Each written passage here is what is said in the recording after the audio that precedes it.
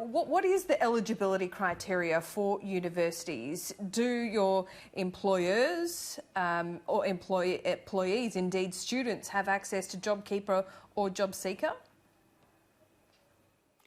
So universities have very generously been granted the COVID-19 top-ups, so their off-study payments will be on a par with the generous government allocations for those who are unemployed. That's very important, Laura, because that's keeping more students in jobs. That said, we were disappointed yesterday to find out that, that universities won't be eligible, or at least we won't be eligible under those new rules for charities, because I'm not sure people know universities are not-for-profit entities and in fact registered charities, so we were hoping we would be eligible under that new 15% revenue decline level that some other charities are being let in on. Right, so yeah, I didn't know that, and perhaps many of our viewers didn't know either, that universities are technically declared charities even though some are for-profit?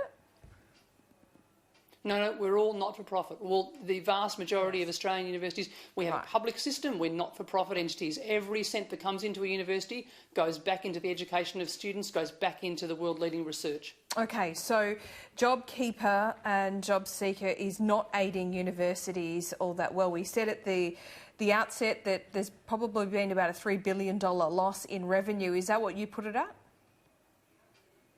Look, our relatively conservative estimates are like all other businesses and not-for-profits around the country, around the world. We will be suffering a very big revenue hit. We conservatively estimate that at about $3 to $4.5 billion. And that ends up, because most of our outlays, more than half of our outlays, are salaries, we're genuinely concerned that we may lose 21,000 jobs in the next 6 months and more after that. This is about the realisation this virus is not going away and will have big impacts into second semester. That's the mid-year intake. Many international students come in the middle of the year. They simply cannot get here. So those numbers will inevitably be down, Laura, and that's where the really big revenue hit comes. So what's happening at the moment? Have university students cancelled their courses? So have you seen a hit now in this term, or are you anticipating that people, as you say, just simply won't sign up in that second intake for the second semester?